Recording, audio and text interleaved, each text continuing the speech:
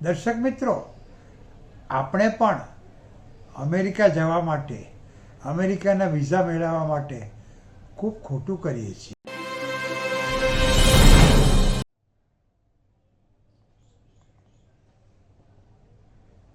ખબર છે ને દર્શક મિત્રો, ડૉક્ટર સુધીર શાહ એડવોકેટના એકવાર ફરીથી નમસ્તે.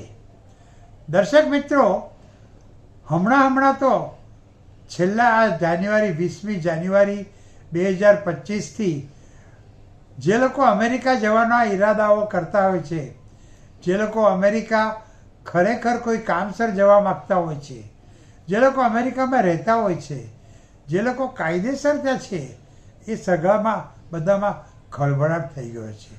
ખૂબ બધા ચિંતામાં પડી ગયા છે કે આ ડોનાલ્ડ ટ્રમ્પ કરવા શું બેઠા છે. એમ કહેવાય છે કે અમેરિકાના ન્યુયોર્ક શહેરના ગવર્નરે પણ એવું કીધું છે કે ડોનાલ્ડ ટ્રમ્પની આ બધી જે જાહેરાતો છે, જે ઇમિગ્રન્ટો માટે એમણે જે એક પછી એક એક્ઝિક્યુટિવ ઓર્ડરો બહાર પાડ્યા છે, એ અમેરિકા માટે પણ બહુ હાનિરૂપ છે અને એ લોકો એ નહીં ચલાવી લે. પણ એ જે હોય તે, દર્શક મિત્રો, આપણે પણ અમેરિકા જવા માટે, અમેરિકાના વિઝા મેળવવા માટે ખૂબ ખોટું કરીએ છીએ.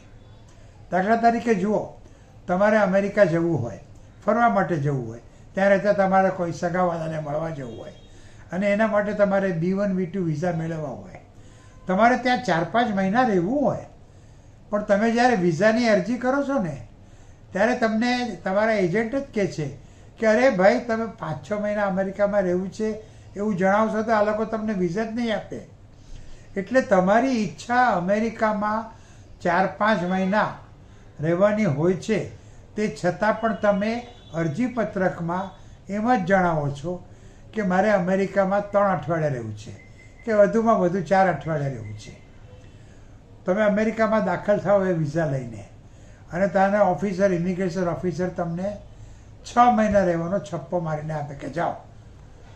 એટલે તમે પછી ત્યાં આગળ 5-5.5 મહિના રહો, 6 મહિનાથી 1 દિવસ ઓછો રહો અને પાછા ઇન્ડિયા આવી જાઓ. કાયદેસર તમે બરાબર કર્યું છે, કારણ કે તમને અમેરિકામાં 6 મહિના રહેવાનો સમય આપવામાં આવેલો હતો અને તમે 6 મહિનાની પહેલાં અમેરિકાની બહાર નીકળી ગયા છો. પણ તમે વિઝા શું કહીને મેળવેલા હતા કે તમારે અમેરિકામાં ફક્ત 3 અઠવાડિયા જ રહેવું છે. પછી તમે બીજી વાર જ્યારે અમેરિકા જાઓ ને, ત્યારે હવે તમને ઇમિગ્રેશન ઓફિસરો પૂછશે કે તમે જ્યારે અરજી કરી હતી ત્યારે તો એમાં લખ્યું હતું કે તમારે અમેરિકામાં 3 અઠવાડિયા જ રહેવું છે, તો પછી તમે ત્યાં આગળ 5 મહિના 5.5 મહિના કેમ રહ્યા? તમે ઇલીગલી નથી રહ્યા, પણ તમારો ઈરાદો વધારે રહેવાનો હતો, તે છતાં પણ તમે અરજીપત્રકમાં લખ્યું કે તમારે 3 અઠવાડિયા જ રહેવા છે.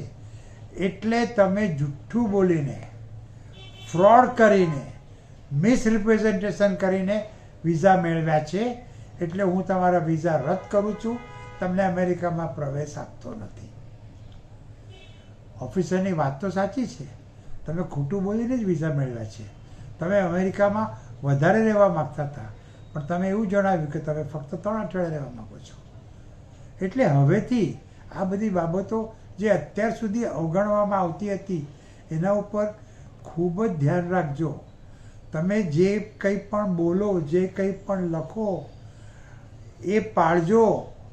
નહીં તો 3 અઠવાડિયા રહેવું છે એમ કહીને પછી ત્યાં આગળ 5-6 મહિના રહેશો તો તમને બીજી વાર અમેરિકા જવા દેવામાં નહીં આવે. તમારા મલ્ટી એન્ટ્રી 10 વર્ષના B1 B2 વિઝા કેન્સલ કરવામાં આવશે. સ્ટુડન્ટો અમેરિકા ભણવા જાય છે અને જ્યારે કોલેજમાં એડમિશન લેતા હોય છે ને, ત્યારે એમાં એ લોકો એવું કહે છે કે અમારી જે ફી છે, ભણવાનો જે ખર્ચો છે, રહેવા ખાવા પીવાનો, તો એ બધો અમારા ફાધર આપશે. અને એના ફાધરના IT રિટર્ન આપે છે અને બધું દેખાડે છે અને એમને વિઝા મળે છે. અમેરિકાના વિઝા લેવા પણ જાઓ ત્યારે પણ એવું જ દેખાડે છે. પણ પછી ખરેખર એમના ફાધર પૈસા એમને અહીંયાથી નથી મોકલતા. એ લોકો હવાલા દ્વારા એમના અમેરિકામાં રહેતા સગાવાલા હોય કે બિઝનેસ એસોસિએશન હોય, એ લોકોને કહે કે તમે મારા દીકરાને આટલા પૈસા આપી દેજો, હું તમને અહીંયા આગળ પૈસા આપી દઈશ. એટલે આમ મની લોન્ડરિંગ કરે છે, હવાલા દ્વારા કરે છે.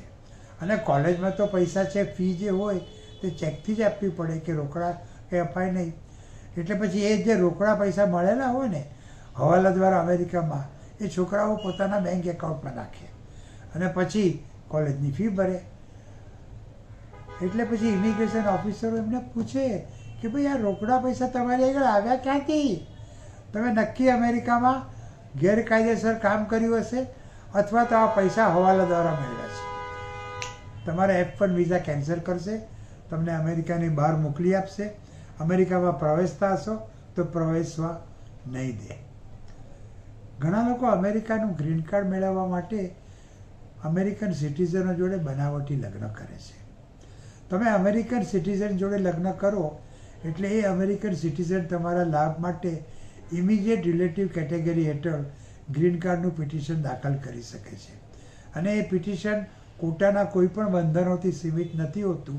એટલે જેવું પ્રોસેસ એને એપ્રૂવ થાય કે તમને તરત જ ઇમિગ્રન્ટ વિઝા મળે છે અને એ લઈને તમે અમેરિકામાં દાખલ થાવ એટલે તમને ગ્રીન કાર્ડ મળે છે.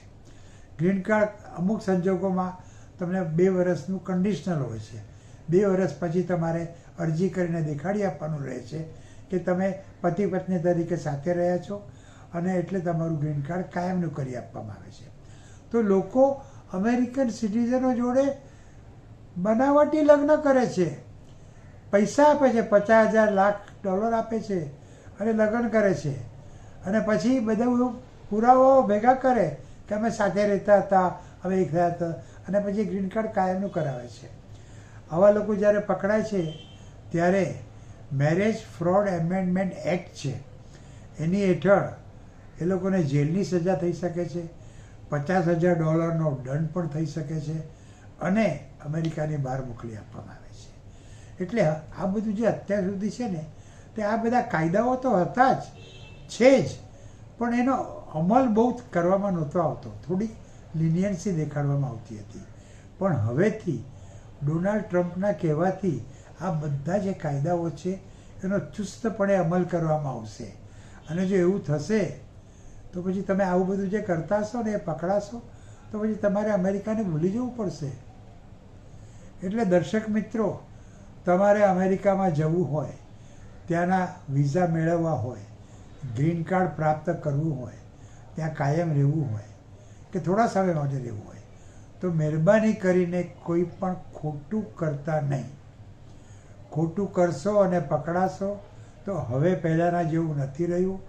ડોનાલ્ડ ટ્રમ્પ અમેરિકાના પ્રેસિડેન્ટ છે, એ બહુ જ કડક વલણ અખત્યાર કરે છે અને એથી તમારો વિઝા કેન્સલ થશે, તમને કદાચ જેલમાં પણ નાખે, તમને હાથકડી પહેરાવીને તમારા દેશમાં પણ મોકલી આપે, તમને અમેરિકામાં ફરી પાછા પ્રવેશવા ન દેવા કોઈ પણ પ્રકારના વિઝા ઉપર એવો પણ હુકમ થઈ શકે છે. તમે અમેરિકામાં EB-5 પ્રોગ્રામ હેઠળ રોકાણ કર્યું હોય, $8 લાખ આપેલા હોય, તે છતાં પણ આવું થઈ શકે છે. એટલે મહેરબાની કરીને ખોટું કરતા નહીં અને સાચી રીતે કેવી રીતે જવું છે, કેવી રીતે દેખાડવું છે સાચી રીત, કયા કયા પ્રકારના વિઝા મેળવવા માટે શું શું લાયકાતો હોવી જોઈએ એ કેવી રીતે દેખાડવાની, ખોટું બોલીને નહીં, સાચું દેખાડીને. તો એ માટે તમે મૂંઝાતા નહીં. મેં હું ના. અને મારો મોબાઈલ નંબર છે 9820419469 અને ઈમેલ એડ્રેસ છે sudhirsha1940@gmail.com. તો દર્શક મિત્રો, મહેરબાની કરીને ઇમિગ્રેશનના કાયદાનો ગેરલાભ ઉઠાવતા નહીં, ખોટું કરતા નહીં, નહીં તો તમારી દશા હવેથી બહુ ખરાબ થશે. ટ્રમ્પ સાહેબે ઇમિગ્રેશન ઓફિસરોને કાયદાનું પાલન બહુ જ કડક રીતે કરવાનું સૂચનાઓ આપી દીધી છે. એ લોકો તો હવે તમારા મોબાઈલ પણ જુએ છે. હવે મોબાઈલમાં પણ જો તમે કંઈ ટ્રમ્પ સાહેબની વિરુદ્ધ કે અમેરિકાની વિરુદ્ધ કે લખ્યું હશે ને તો પણ તમે મુશ્કેલીમાં આવી જશો. એટલે સાચું બોલજો. અને એ કેવી રીતે બોલી શકાય, કેવી રીતે તમારી સચ્ચાઈ દેખાડી શકાય એ જાણવું હોય તો ડોન્ટ ટેક ટેન્શન. મેં હું ના